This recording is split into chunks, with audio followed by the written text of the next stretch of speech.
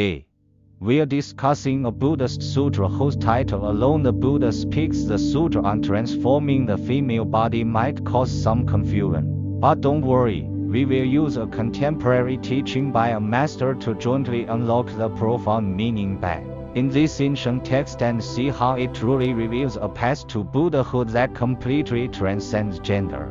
Initial misconception: a female to male transformation. The title, Female Transforming into Male, might initially make your heart skip a beat. You might think, wow, in this day and age, why does Buddhism still use language that sounds a bit outdated, perhaps even carrying a hint of gender discrimination?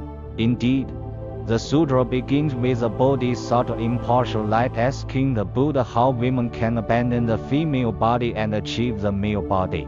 It must be said that, within the social and spiritual context of ancient times, this kind of thinking was an understandable elevation of the core concept from body to mind. However, the master's commentary immediately helps us shatter this superficial illusion. He directly elevates the entire issue's level from the physiological male-female dichotomy to the psychological and spiritual dimension. This is where it gets very interesting. The master cites a powerful statement, directly pointing out that our identification with our own gender, whether male or female, actually comes from an inverted view. What is an inverted view? It is a confused, mistaken thought. It is not the most authentic manifestation of our life. So, if transforming female into male is not about literally becoming a biological male, what is this transformation truly referring to? The core concept is achieving the Mahapurva state. This brings us to the most crucial concept. The key lies here. The man mentioned in the sutra's original text is actually Mahapurva. This Mahapurva is not the casual term we use for a biological male. It refers to a great awakened being alive that possesses the perfect qualities of a Buddha. This is the sacred state that has completely transcended the binary opposition of male and female. Therefore, the most important goal is to achieve the Mahapurva state. It is a universal spiritual goal for everyone, completely unrelated to your gender. The path to enlightenment is open to every single person. The first most fundamental step is transforming the mind. So, how is this transformation achieved?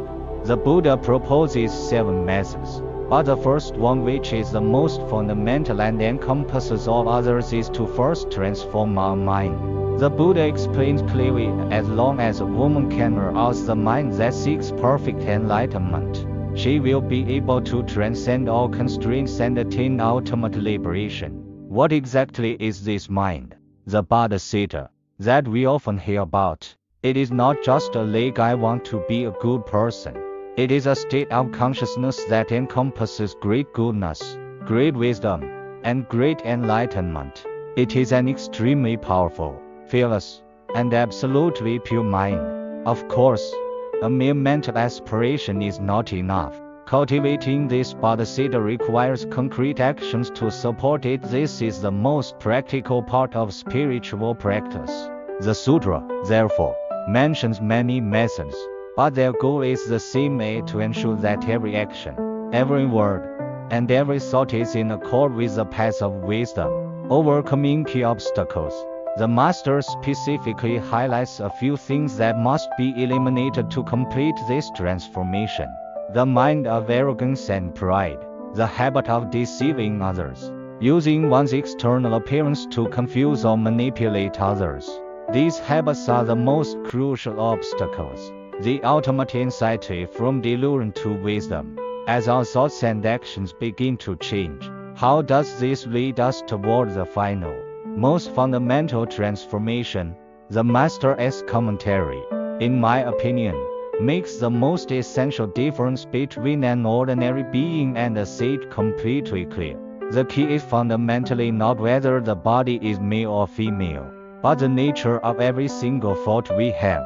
So, here we fully understand the true journey described in this sutra is not a physical transformation from female to male.